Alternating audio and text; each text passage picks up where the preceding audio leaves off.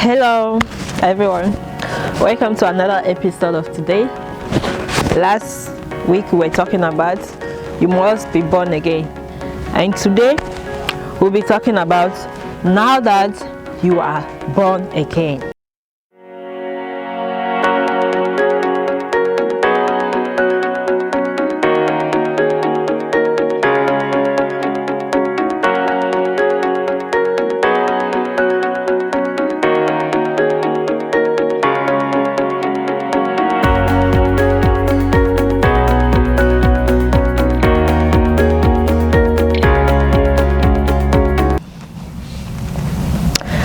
And we'll be looking at a scripture, 2 Corinthians chapter 5 verse 17.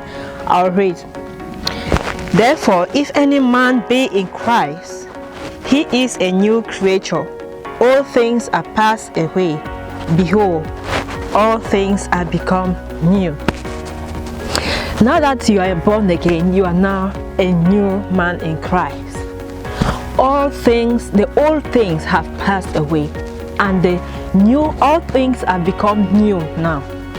The way you usually live your life is no longer the same now that you are born again. You have been changed spiritually. That's why the 2 Corinthians 5 verse 17 makes us to know that as you are born again, you are now a new man in Christ. You are now into a new kingdom. You are no longer living in the worldly realm. Now you are living in the spiritual realm. Therefore, you don't have to remember again your past sins, because God already forgave you. And He does not remember the sins anymore. So we cannot go about remembering these sins, because He already forgave us from these sins. And He is seeing us as a new creature, a new man in Christ. The Bible makes us to know that in John chapter 1 verse 12, it said, to them that believe, He gave them power to become the sons of God. Therefore, as we are born again, we have that power. We are being made into the kingdom of the sons of God. We are no longer in the world. Though we are living in the world, we are not of this world. Though their friends that you usually live their whole life with, they will look at you and they say, look at this one. They'll give you names. They'll insult you because you no longer live the way you were living before. You no longer go the same path with them. You no longer drink, clubbing, fornicating, do all kind of dirty things that you usually do together with your friends. You no longer do them. So that's why they'll keep insulting you. They'll keep calling you names. But don't give up, because we shall face all this persecution. And with this, it's going to strengthen you to stand your ground on Christ. Your friends will start calling you names. Say, look at this one. She's not a Holy Maria. Look at this one that was clubbing. Look at this one that was fornicating. Now you want to show us that you too love God. They will say all those things, because you are now a new person in Christ, because you no longer work together with them. And they'll do everything to make sure that you join them back. But trust in God and hold on your decision that you have made on Him, to follow Him and to love Him. And He will help you not to go back to your old ways of life. Amen. He said, as a new man in Christ, you have to study the Word of God. You have to study the Word of God. When we read in 1 Peter chapter 2 verse 2 to 3, say, as newborn babes, desire the sincere milk of the Word, that he may grow thereby, if so be he have tasted that the Lord is gracious. As a newborn babe, desire the sincere milk of the Word. That as a new man in Christ, we have to desire to study the Word, because the Word of God is the fruit of the recreated spirit. It's like a newborn baby, like a woman that gave birth to a newborn baby. You cannot stop feeding this baby. If not, the baby will die. They have to breastfeed this baby in order for the baby to grow. That is how it is with the person that is being born again. You have to feed your spirit with the word of God in order for you to grow spiritually. Like human beings also, they cannot live without food. Because if you don't eat, if you are not fasting, if you don't eat, you might surely die, or you might surely have some sickness inside of you. You might surely develop some disease. But you have to eat to make sure that you live healthy. The same how we feed our body to make it look healthy is the same how we should feed our soul with the same how we should feed our spirit with the word of God. If we don't feed our spirit with the word of God, our spirit is going to perish. It's going to die. It's going to be weak. So we have to continue to feed our spirit with the word of God.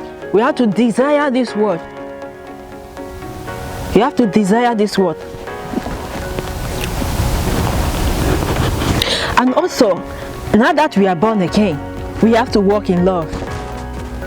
We have to walk in love because God is love.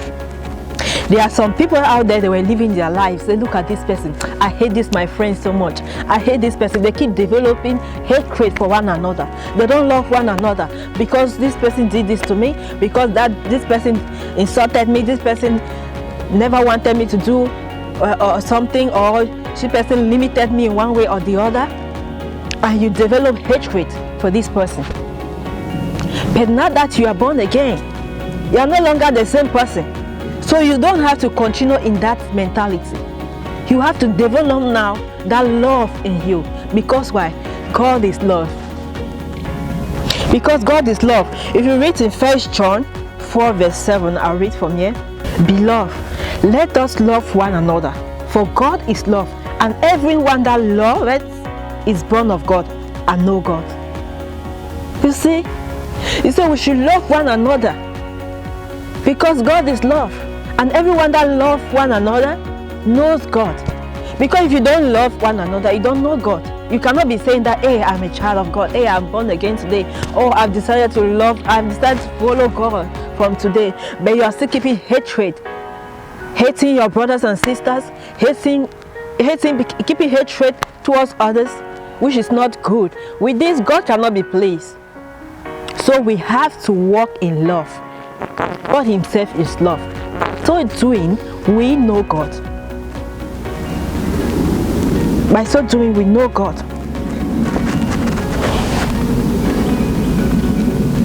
And we also have to live holy, because in 1 Peter chapter 1 verse 16 make us to know that we should live holy because God is holy. All the unclean things that we have been living, the thoughts that we have been incubating in our minds, we have to cleanse it out. We have to reject them. Reject all those dirty thoughts, all the negative thoughts that we usually have. Reject them all and live right, live holy. Live your life now, not for your own self, but live for God, because you no longer own your life. God owns your life, and you have to live according to his words for your life. You have to live according to his word for your life. And you have to know again that you are not an ordinary person. You are not ordinary. Don't look yourself as being inferior. Don't look yourself like, oh, look at these people, they are up here, oh, look at me, I'm just like, no. We are not ordinary. Let's read in the book of 1 Peter chapter 2 verse 9. But ye are a chosen generation, a royal priesthood, an holy nation, a peculiar people, that ye should show forth the praises of him who called you out of darkness into his marvelous light. Look at the way God classifies us. He said we are a chosen generation. We are a royal priesthood, a peculiar people, a holy nation. If God can classify us, he can give us this kind of attributes, and we go about seeing ourselves as ordinary people, we are not ordinary. So nobody should talk you down, because you possess God in you. You possess God in you. So you are no longer ordinary. You are no longer ordinary, so we don't have to live our life like ordinary people. And remember, we don't have to continue sinning. But if we find ourselves in sin, we should turn to God and ask for forgiveness. Not that you willingly want to sin, but if mistakenly you find yourself in sin, you should turn to God and ask for forgiveness. Because the blood of Jesus Christ cleanses us from all unrighteousness. And it does not mean that when you are born again, you will not face challenges. You will face challenges, but these challenges are there to strengthen your faith. These challenges are there to make you be strong in Christ. There are some people that will face challenges when they give their life to Christ, and they'll be like, oh, this God, is there really God? You keep asking questions, is there really God? Is He not seeing me in this thing I'm going through? But you have to know that those things will be there. God sees us. Those things will be there. But when they come, we should not run away from God. We should instead run to God for Him to guide us and give us direction in how to go about those challenges. And definitely, He shall bring us out of it. He said, many are the afflictions of the righteous, but the Lord shall deliver them out from them all. So when we face challenges, we should not run away from God, but we should run instead to God. Because Him alone can be able to bring us out of that challenges. He alone can be able to give us directions in how to go about such challenges. So as children of God, we must face challenges. We must face challenges. So we should trust in the Lord with all our heart, and He shall supply our needs. He shall supply our every desire. That we should ever desire, when we trust in the Lord, when we ask from Him, He shall supply our every desires. He said, ask, it shall be given unto you. Seek, you shall find. Knock, and the door shall be opened unto you. So we shall not go about asking out there for men, trusting on men, but our trust now should be on God. Because He alone is the author of our life. He alone supplies all our needs according to His riches in glory. God is a good God, and He says His plan He has for us is the plan of good and not the plan of evil. Every good and perfect gift comes from our God. And when He giveth, He added no sorrow. We should put our trust in Him, and we shall never be disappointed in this Christian race. He said, them that put their trust in Him, they shall never be disappointed. We should continue putting our trust in God as children of God. We don't have to rely on man like we did when we were in the world, and they will fail us. But now we are in Christ. He alone is our author. He alone is the author and the finisher of our faith. So we have to put our trust on Him, and He alone will guide us and direct our every path. And everything that we ever desire shall come to pass in our life. God is a good God, and He can never fail His own. He's not a man that He should lie, and He will never fail us. Thank you for this wonderful time that you have with me today. I pray that you shall continue in your faith with God.